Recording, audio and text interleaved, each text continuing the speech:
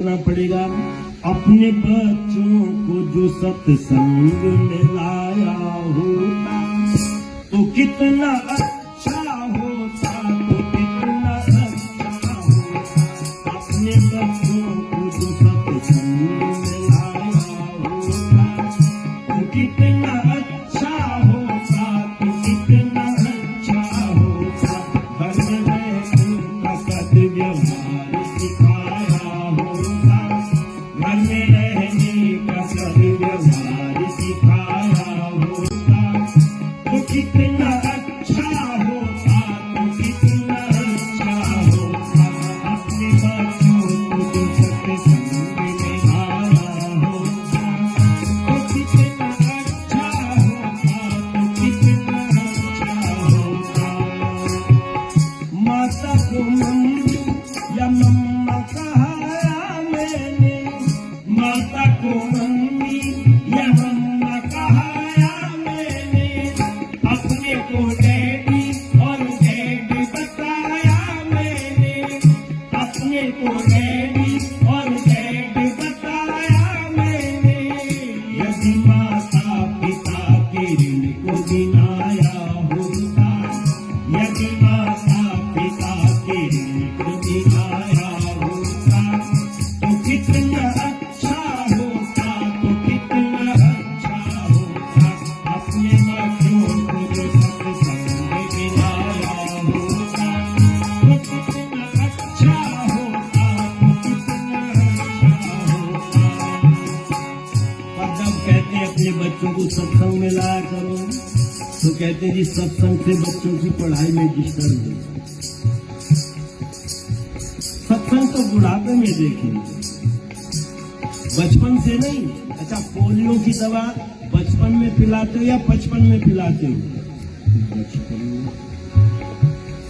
बीमारियों को बचपन से दूर करने का प्रयत्न करते हैं, पर सत्संग को सोचते बुढ़ापे में देखेंगे। पर नहीं, सत्संग भी बचपन से करो। बच्चे को सत्य का ज्ञान यदि बचपन से हो गया तो उसका जीवन सुखी हो जाएगा, और यदि ये ज्ञान नहीं हुआ तो जीवन दुखी हो जाएगा। पर हमने बच्चों को क्या सिखाया? धनी बनने की धुन में धन को कमाया मैंने, धनी बनने की धुन में धन को कमाया मैंने।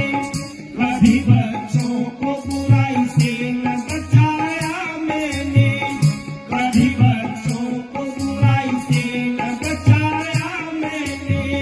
यदि विषयों को समझ विषय से बचाया होगा, यदि विषयों को समझ विषय से बचाया होगा तो कितना अच्छा होता, तो कितना अच्छा होता। अपने बच्चों को जो सत्संग में लाया होता तो कितना अच्छा होता, तो कितना अच्छा होता।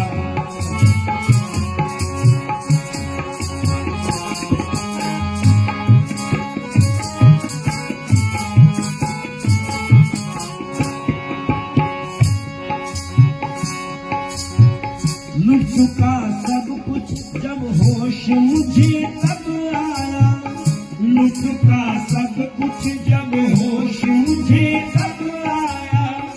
अपनी गलती पर नरेश दत्त भी पछताया, गीत प्रभु का यदि बचपन से ही गाया होता, गीत प्रभु का यदि बचपन से ही गाया होता तो कितना अच्छा होता, तो कितना अच्छा होता। अपने बच्चों को जो सत्संग में लाया होता तो कितना अच्छा होता, तो कितना अच्छा होता। मैंने लिखा गीत बचपन से ही गाया होता, वैसे मैंने तो बचपन से ही प्रारंभ किया। मेरे पिताजी मुझे साइकिल पर बिठा करके आसपास के जो उत्सव होते थे आर्य समाज के, उसमें ले जाया करते थे। मैं जब कक्षा 5 में पढ़ता था तब से ही मुझे साइकिल पर बिठा करके इधर उधर ले जाते और गीत गवाते थे मुझसे। सबसे पहला गीत मैंने आर्य समाज भोजपुर में गाया, अपने आप बाजा बजा करके तुम्हारे दिव्य दर्शन की मैं इच्छा लेके आया हूँ, पिला दो प्रेम का अमृत पिपासा लेके आया।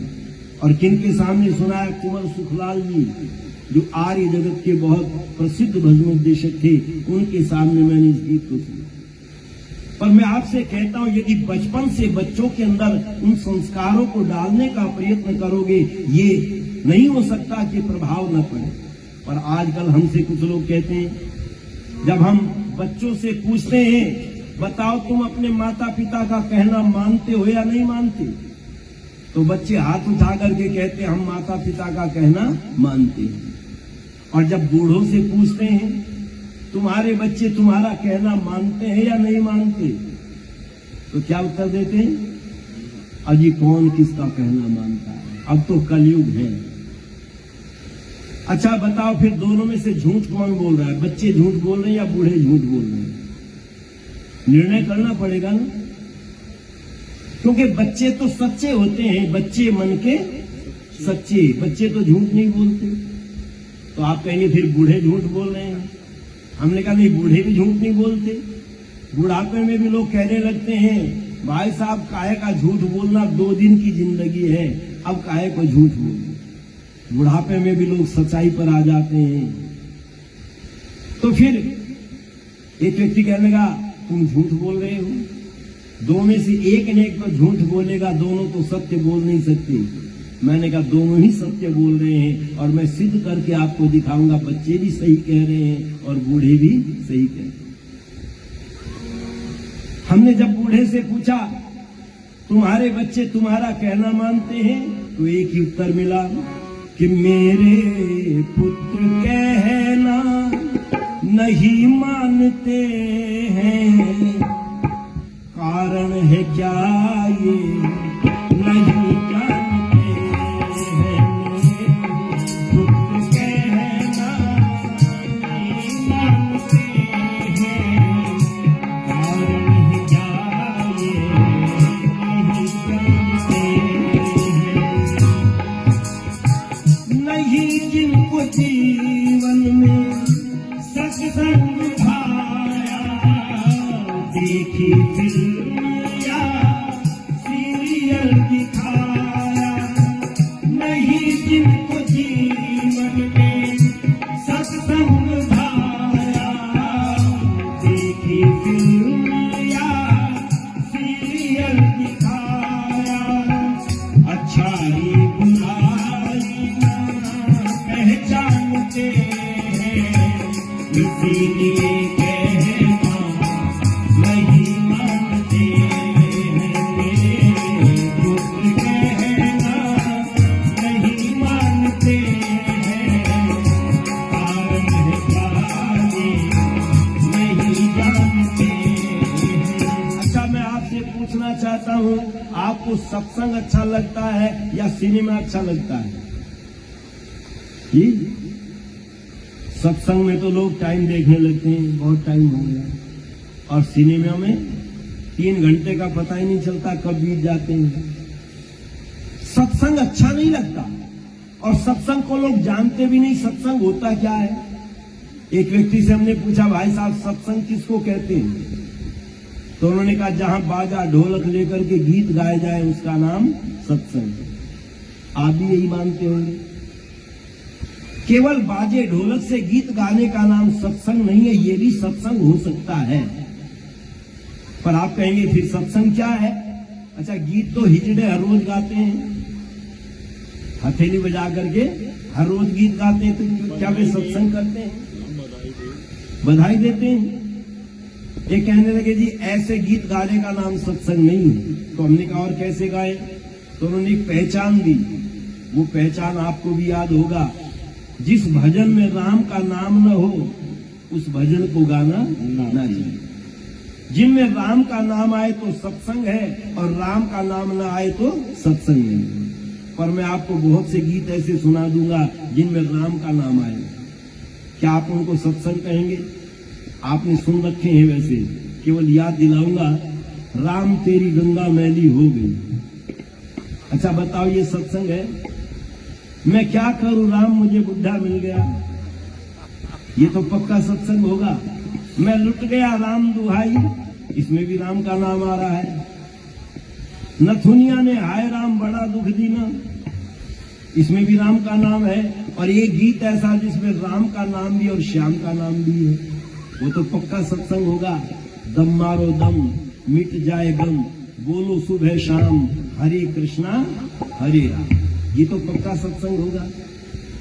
लोगों ने पहचान गलत दे दी और उसी का दुष्परिणाम ये है, आज सत्संग के नाम पर कुसंग हो रहा है। बैनर तो सत्संग का लगा हुआ है, पर वह सत्संग नहीं है, वह कुसंग ही है। आप कहेंगे क्यों? अच्छा, मैं आपसे पूछना चाहता हूं, यदि किसी लड़की के साथ में कोई बदतमीजी करे तो वो अच्छा है या बुरा है? जी, वो बुरा है। पर हम सत्संग में क्या गाते हैं? इकली घेर लई मधुबन में श्याम तूने कैसी ठानी। अच्छा बताओ, ये सत्संग है या कुसंग है? भांग पीना अच्छा है या बुरा है? कोई अपने बच्चे को भांग पीनी सिखाना चाहता है? कोई नहीं सिखाना चाहता। भांग पीना बुरा मानते हैं, पर सत्संग में क्या सुनाते हैं? भोले बाबा ने बोधी भांग बुंदिया पड़ने लगी। तो बताओ, ये सत्संग है या कुसंग है? चोरी करना अच्छा है या बुरा है?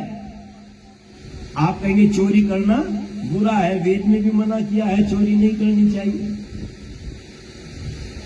लेकिन हम सत्संग में क्या गा रहे हैं? गली गली में मच गया शोर, आया आया माखन चोर। तो आपने सत्संग किया या कुसंग किया? हम पता चला कुसंग को ही सत्संग मान बैठे। जैसे एक बार एक बच्चे से कहा दूसरे बच्चे ने, आज हमारी बकरी ने अंडा दिया। सारे बच्चे डांटने लगे, पागल हो गया है। अरे बकरी अंडा नहीं देती, बकरी तो बच्चा देती है, बकरी तो दूध देती है। ये हंस करके कहने लगा, तुम्हें पता नहीं है, हमने अपनी मुर्गी का नाम ही बकरी रख रखा है। आज लोगों ने भी कुसंग का नाम सत्संग रख रखा है। इसीलिए सत्संग भी हो रहे हैं और बुराइयां भी समाज में बढ़ रही हैं। पर मैं पूछना चाहता हूं, आज कैसे देवता बना दिए लोगों ने। अगर भांग पीनी हो तो शिव जी के मंदिर में पहुंच जाओ, कोई खर्च करने की जरूरत नहीं, खूब मिलेगी। दारू पीनी है तो काल भैरव के मंदिर में पहुंच जाओ, फ्री की मिलेगी, चाहे जितनी पियो। मांस खाना है तो काली देवी के मंदिर में पहुंच जाओ, प्रसादी खाओ, मौज मनाओ। हर बुराई को अपनाने का ठेका लोगों ने धर्म के नाम पर ले लिया है। पर ऋषि धर्म कहते हैं, एक बुराई मनुष्य के जीवन का विनाश कर देती है। आर्य समाज तो बुराइयों को दूर करने का प्रयत्न करता है। वेद के मार्ग से जो विपरीत है उसका नाम अधर्म है, और वेद के जो अनुकूल है उसका नाम धर्म है। मैं कहता हूं, यहाँ जो ये आर्य समाज की भूमि दी है माननीय श्री राम मनोहर तिवारी जी, उन्होंने रामचरितमानस में जरूर पढ़ा होगा, नहीं तो ऐसे उत्तम विचार मन में जागृत नहीं होते किसी के। कब होते हैं? जब उनको बहुत बड़ी ठेस लगती है, उनको कोई ज्ञान प्राप्त हो जाता है। माननीय श्री राम मनोहर तिवारी जी ने जरूर पढ़ा होगा रामचरितमानस में कि चलत कुपंथ वेद मग छाड़े,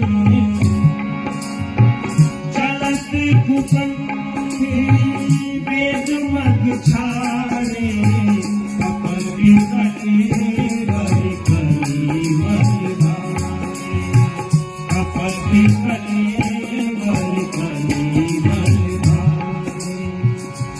जो वेद के रास्ते को छोड़ करके वेद से उल्टे मार्ग पर चलता है, वो कलयुग में कपट का पात्र है। और ये ऋषिदानंद ने नहीं कहा, ये तुलसीदास जी ने कहा। अगर आपने रामचरितमानस को ठीक से पढ़ा होता तो वाकई में तुम आर्य समाज के साथ मिलकर के काम करते, क्योंकि आर्य समाज ही केवल वेद का प्रचार करता है। मैं उनका हृदय से धन्यवाद करता हूँ। उनके मन में परमात्मा ने प्रेरणा दी और आर्य समाज जैसे इस पौधे को लगाने का प्रयत्न किया यहाँ पर। और उनकी संतान से भी निवेदन करूंगा अपने पिता का श्राद्ध करना चाहते हैं तो इस आर्य समाज रूपी पौधे को बढ़ाएं। जीते जी श्राद्ध और मरने के बाद भी श्राद्ध तभी होता है जब उनके विचारों को जीवित रखा जाए। और मैं भी जो आर्य समाज का प्रचार करता हूं पैसे कमाने के लिए नहीं, या ये न मत समझना मैं और कोई काम करना नहीं जानता, यही काम जानता हूं। मेरी बहुत बड़ी वर्कशॉप थी जहां और भी नौकर काम करते थे, मैंने उसको बंद कर दिया। और क्योंकि पिताजी ने मुझे मरते समय एक बात कही थी, बेटा तू तो भजनोपदेशक बन गया पर अपने एक बेटे को जरूर भजनोपदेशक बना। तो मैंने विचार किया जरूरी नहीं है मैं ही, मेरा बेटा ही भजनोपदेशक बने, क्योंकि सबके संस्कार अलग अलग होते हैं। पर जो भी भजनोपदेशक बनना चाहेगा मैं उसको अपने बेटे की तरह से ही रख करके उसको भजनोपदेशक बनाने का प्रयत्न करूंगा। और लगभग 10 भजनोपदेशक हमने तैयार कर दिए हैं जो आर्य समाज का काम कर रहे हैं। हम अपना पिता का श्राद्ध समझ करके इस काम को कर रहे हैं। याद रखना, यदि उनके पुत्र भी अपने पिता का श्राद्ध समझ करके इस आर्य समाज को आगे बढ़ाएंगे तो यही सच्चा श्राद्ध है, क्योंकि पिता की भावनाओं को आगे ले जाना पुत्र का कर्तव्य है। वेद कहता अनुव्रत है पितु पुत्रो मात्रा भवतु सम्मत। पुत्र कैसा होना चाहिए? पिता का अनुवर्ती होना चाहिए। और यदि अनुवर्ती होकर के चलते हैं तो समझ लो हम वेद की आज्ञा का पालन करते हैं। और इस कार्य को मानो तिवारी जी के कार्य को गुलाब राय जी आगे बढ़ा रहे हैं। 100 रुपए इस कार्यक्रम में इस गीत पर दे रहे हैं, उनका बहुत बहुत धन्यवाद। उन्होंने भी मुझसे कहा बिठा करके कि काम करना बड़ा कठिन है, सामाजिक काम करना, बड़े लोगों के तीखे तीर सहने पड़ते हैं। तो मैंने कहा आपका तो नाम ही क्या है? कहने लगे जी गुलाब। अच्छा, गुलाब के चारों तरफ कांटे होते हैं या नहीं होते? पत्तों के साथ कांटे भी होते हैं। अरे जो कांटों के बीच में रहने वाला है, खिलने वाला गुलाब है, वह निराशावादी नहीं हो सकता, आशावादी होता है। और अपने कार्य को आगे करने के लिए प्रयत्न करना चाहिए, पुरुषार्थ करना चाहिए। इसीलिए मैं आपसे कहना चाहता हूं, हमने अपने बच्चों को सत्संग नहीं कराया। पर ऋषिदान जी महाराज से पूछा, महाराज सत्संग किसको कहते हैं? तो एक छोटी सी पुस्तक लिखते हैं, उसका नाम रखते हैं आर्योदेश रत्न माला। सबसे पहले आप पढ़ना चाहते हैं तो आर्योदेश रत्नमाला को पढ़ेंगे, तब पता चलेगा आर्य समाज किन सिद्धांतों को मानता है।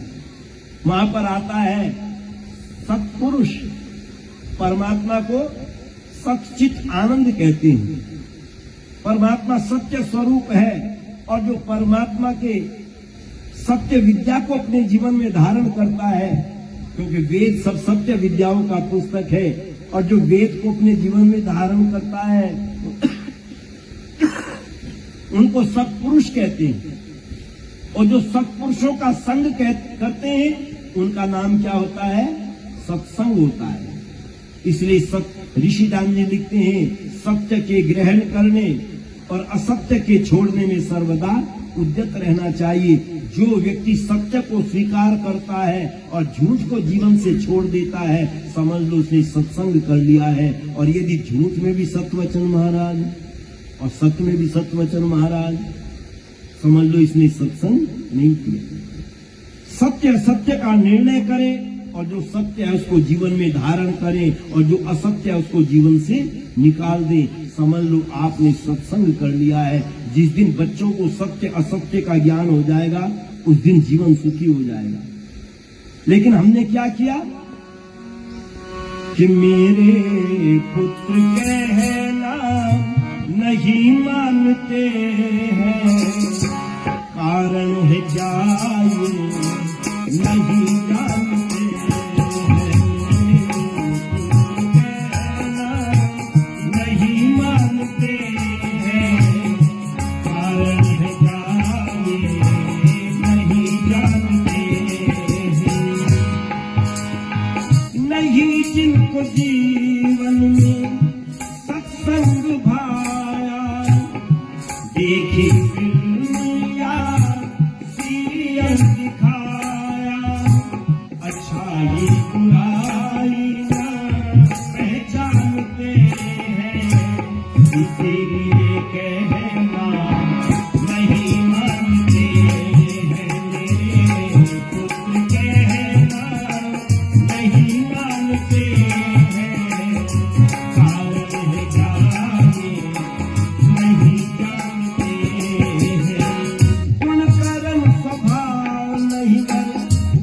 के मिलाए। गोरी सी छोरी के संगति मिलाए, गुण कर्म स्वभाव नहीं गए मधु के मिलाए। गोरी सी छोरी के संगति मिलाए, फिर भी तीर